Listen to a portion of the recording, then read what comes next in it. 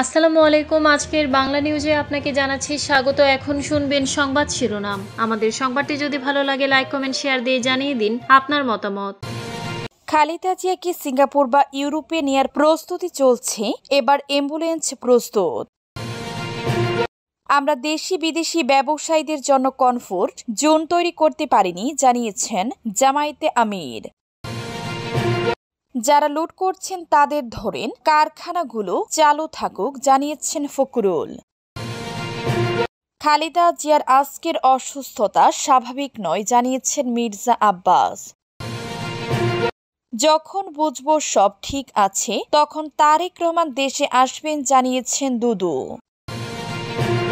খালেদা জিয়ার সুস্থতা কামনা করে নাহিদ ইসলামের বার্তা। খালেদা জিয়াকে সিঙ্গাপুর বা ইউরোপে নেয়ার প্রস্তুতি চলছে, এবার অ্যাম্বুলেন্স প্রস্তুত। বিএনপি চেয়ারপারসন বেগম খালেদা জিয়াকে সিঙ্গাপুর বা ইউরোপে নেয়ার প্রস্তুতি চলছে বলে জানিয়েছেন নাগরিক ঐক্যের সভাপতি মাহমুদুর রহমান মান্না।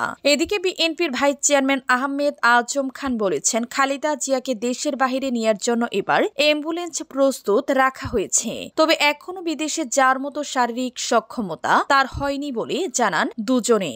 শনিবার 29 নভেম্বর রাজধানীর এবার কেয়ার হাসপাতালে অসুস্থ খালেদা জিয়ার খোঁজখবর নিতে গিয়ে সাংবাদিকদের তিনি এসব কথা বলেন। মান্না জানান, চিকিৎসকরা আশাব্যঞ্জক কোনো খবর দেননি, বরং দেশবাসীর কাছে দোয়া চেয়েছেন। তার ভাষ্য, গত দিনের মতোই সংকটাপন্ন অবস্থা, এর না উন্নতি হয়েছে না অবনতি।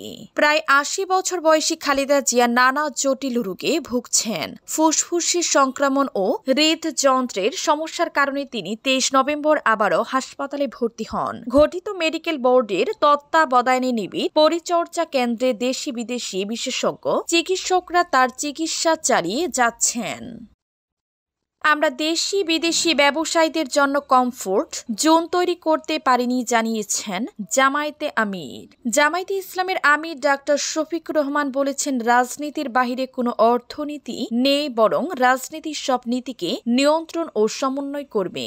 মগজ ঠিক থাকলে গোটা শরীর ঠিকভাবে কাজ করে। ব্রেন যদি ঠিক না থাকে, শরীরের কোনো অংশ সঠিকভাবে কাজ করবে না। তিনি বলেন, ব্যবসায়ীরা সমাজের গুরুত্বপূর্ণ অংশ হলেও স্বাধীনতার পর থেকে আজ পর্যন্ত দেশি বিদেশি ব্যবসায়ীদের জন্য কাঙ্ক্ষিত সুবিধা এবং কমফোর্ট জোন তৈরি করা সম্ভব হয়নি, এটাই বাস্তবতা। তবে তিনি প্রশ্ন তুলেছেন, এখন যা পারলাম না তা ঠিক আর হবে না। শনিবার 29 নভেম্বর দুপুরে রাজধানীর একটি হোটেলে চতুর্থ বাংলাদেশ অর্থনীতি সম্মেলন 2025 অনুষ্ঠানে তিনি এসব কথা বলেন। শফিকুর রহমান বলেন, আমাদের টোটাল ডেভেলপমেন্ট দুইটা মোটা কাজ থেকে আসে, একটা বিভিন্ন পর্যায়ে ট্যাক্স, আরেকটি হচ্ছে বিদেশ থেকে আনা ঋণ সহায়ক। যারা লুট করেছেন তাদের ধরেন, কারখানাগুলো চালু থাকুক, জানিয়েছেন ফখরুল। বিএনপি সবসময় অর্থনীতিকে গুরুত্ব দিয়েছে বলে মন্তব্য করেছেন দলের মহাসচিব মির্জা ফখরুল ইসলাম আলমগীর। তিনি বলেন, বিএনপি যখনই ক্ষমতায় এসেছে সবচেয়ে বেশি গুরুত্ব দিয়েছে অর্থনীতিকে। অর্থনীতি সবচেয়ে সচল থেকেছে।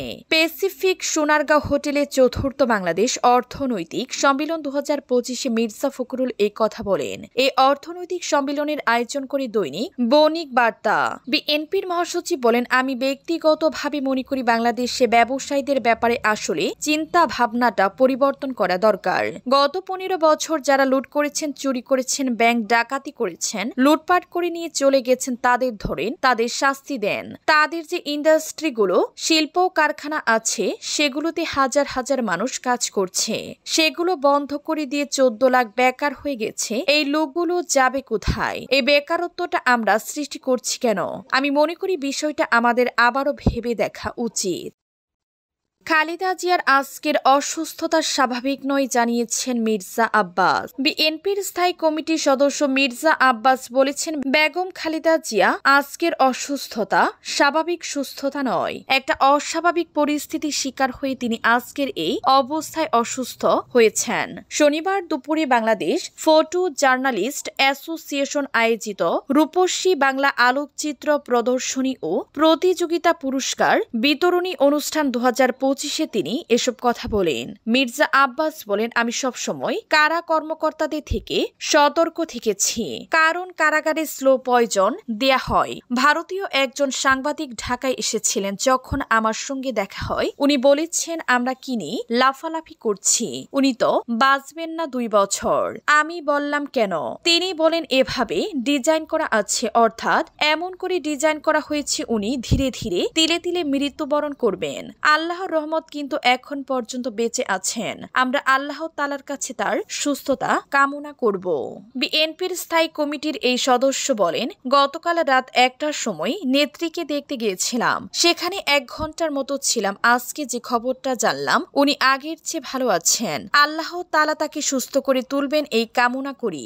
নির্বাচনে মির্জা আব্বাস বলেন, আজকে যারা দেশের বাইরে থেকে চক্রান্ত করছে তারা দেশটাকে বছরের পর বছর দখল করে রেখেছিল। যখন বুঝবো সব ঠিক আছে তখন তারেক রহমান দেশে আসবেন জানিয়েছেন দুদু। যখন বুঝতে পারবো যে এখন সব ঠিক আছে তখন তিনি তারেক রহমান দেশে ফিরে আসবেন, এমন কথাই জানিয়েছেন বিএনপির ভাইস চেয়ারম্যান শামসুজ্জামান দুদু। শনিবার 29 নভেম্বর জাতীয় প্রেস ক্লাবে ভাসানী জনশক্তি পার্টি আয়োজিত এক আলোচনা সভায় তিনি একথা জানান। শামসুজ্জামান দুদু বলেন, গতকাল সারা রাত দেশের মানুষ জেগেছিল, নামাজ পড়ছিল, কারণ তাদের নেত্রী গণতন্ত্রের মাথা খালেদা জিয়া জীবন মৃত্যুর সন্ধিক্ষণে আছেন। জাতীয়তাবাদী নেতৃত্বের এখন নেতা কিন্তু একজনই, সেটা হলো তারেক রহমান। উল্লেখ করে বিএনপির ভাইস চেয়ারম্যান বলেন, এখন অনেকে প্রশ্ন করতে পারেন তিনি কেন দেশে আসছেন না। আমি বলবো এটা তার উপর ছেড়ে দিন। জাতীয় আন্তর্জাতিকভাবে কিন্তু নানা ষড়যন্ত্র কাজ করছে, সেটা মাথায় রাখতে হবে। সুতরাং যখন বুঝতে পারবো যে এখন সব ঠিক আছে তিনি দেশে ফিরে আসবেন। এ সময় সভায় উপস্থিত ছিলেন বিএনপির স্থায়ী কমিটির সদস্য নজরুল ইসলাম খান, ভাসানী জনশক্তি পার্টির চেয়ারম্যান রফিকুল ইসলাম বাবলু প্রমুখ। খালেদা জিয়ার সুস্থতা কামনা করে নাহিদ ইসলামের বার্তা। হাসপাতালে চিকিৎসাধীন সাবেক প্রধানমন্ত্রী ও বিএনপি চেয়ারপারসন বেগম খালেদা জিয়ার আশু সুস্থতা কামনা করেছেন জাতীয় নাগরিক পার্টির এনসিপি আহ্বায়ক নাহিদ ইসলাম। তিনি বলেছেন, বেগম খালেদা জিয়া বাংলাদেশের গণতান্ত্রিক সংগ্রামের ইতিহাসে এক অন্যান্য অনুপ্রেরণা। শনিবার নিজের ভেরিফাইড ফেসবুক অ্যাকাউন্টে দিয়ে এক পোস্টে তিনি এ বার্তা দেন।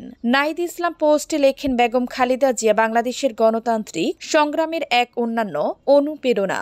দেশের স্বাধীনতা, সার্বভৌমত্ব ও জাতীয় স্বার্থ রক্ষার আন্দোলনে তিনি কয়েক দশক ধরে অবিচল ভূমিকা পালন করেছেন। ফ্যাসিবাদী রাষ্ট্রচক্রের লাগাতার নির্যাতন, মিথ্যা মামলার পরিক্রমা এবং রাজনৈতিক প্রতিহিংসার ভয়াবহতার মাঝেও তার অটল মনোবল ও আপোষহীন অবস্থান বাংলাদেশের গণতান্ত্রিক ইতিহাসে এক উজ্জ্বল দৃষ্টান্ত।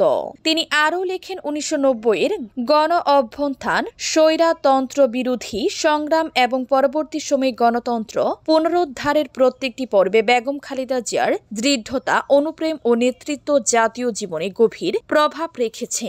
বাংলাদেশের বহু প্রজন্ম তাকে দেখেছে সাহস, সহনশীলতা ও গণতান্ত্রিক মূল্যবোধের প্রতীক হিসেবে।